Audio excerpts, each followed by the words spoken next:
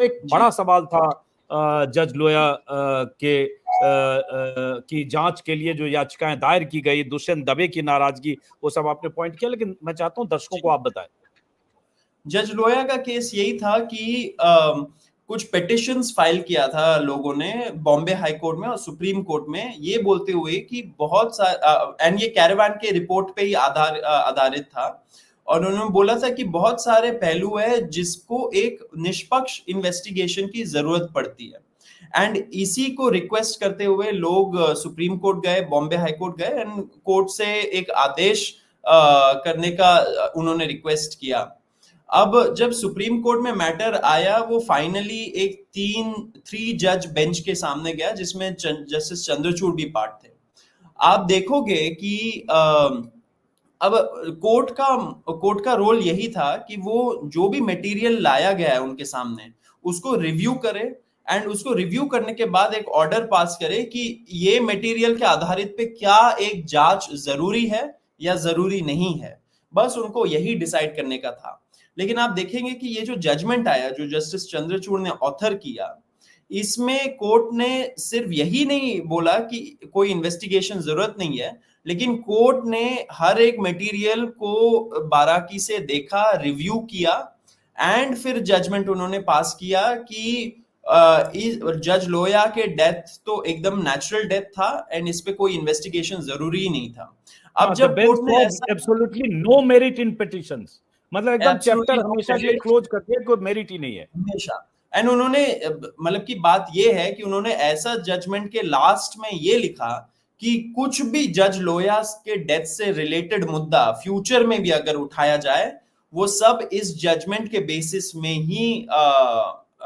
मतलब कंसिडर किया जाएगा। मतलब कि ये केस को वंस एंड फॉर ऑल उन्होंने बंद कर दिया। अगर कल को कोई सरकार चाहे इस केस पे फिर से इन्वेस्टिगेशन हो, वो सरकार नहीं कर पाएगी, थैंक्स टू ये जजमेंट। अब इंपॉर्टेंट बात ये है अजीत जी कि ये जजमेंट में कोई ट्रायल तो हुआ नहीं, क्योंकि इन्वेस्टिगेशन ही नहीं हुआ। अब आप देखेंगे कि 4 जुडिशियल ऑफिसर्स थे जज लोया के साथ उस रात को जब उनकी डेथ हुई। अब वो 4 जुडिशियल ऑफिसर्स ने एक गवर्नमेंट के जो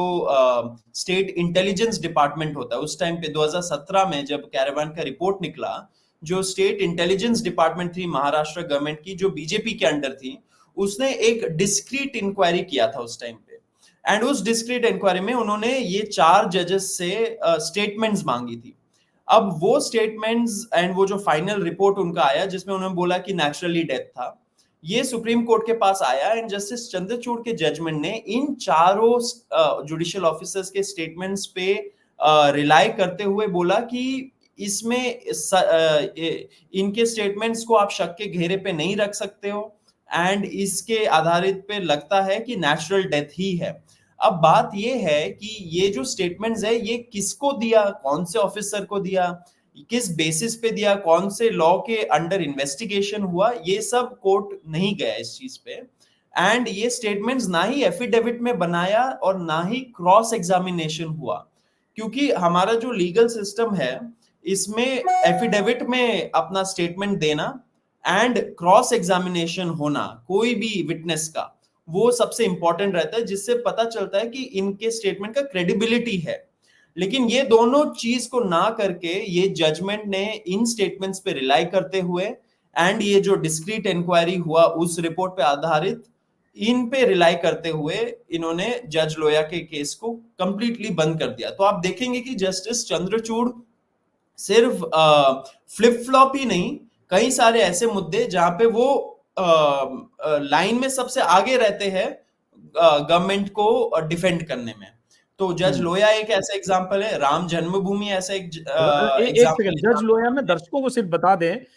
कि सीबीआई जज थे और एक केस की सुनवाई कर रहे थे, जो सोहराबुद्दीन का जो एक्स्ट्रा जुडिशियल किलिंग या एनकाउंटर था, उसकी इंक्वायरी हो रही थी। उस इंक्वायरी के बाद वो ट्रायल चल रहा था, और उसमें जज लोया जो सुनवाई कर रहे थे, उसमें मुख्य अभियुक्त अमित शाह थे, जो तब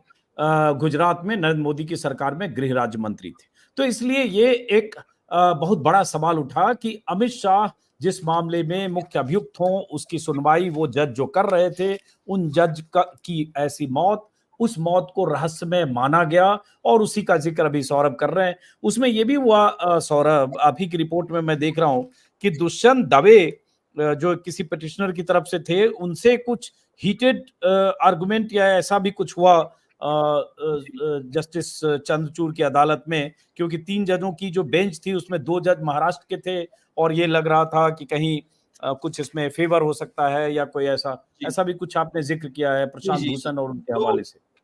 जी, तो ये जो हियरिंग्स हुए थे ये काफी हीटेड हियरिंग्स थे। एक पॉइंट पे तो जस्टिस चंद्रचूड़ ने बोला ये फिश मार्केट जैसा लग रहा है सुप्रीम कोर्ट में।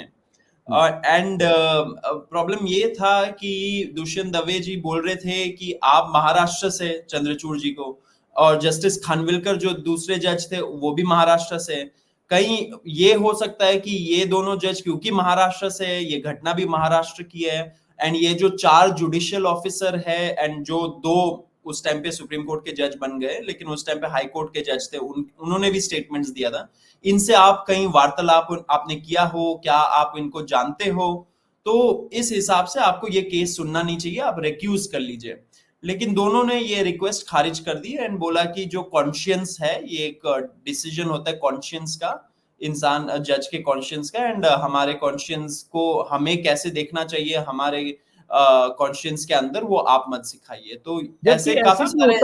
ऐसा भी होता है जैसे मेरे फादर लोअर जुडिशरी में थे, डिस्ट्रिक्ट जज थे। लोअर जुडिशरी कहाँ मतलब छोटा अधिकारी होता है डिस्ट्रिक्ट जज सुप्रीम कोर्ट के मुकाबले, बट ये हम लोगों ने समझा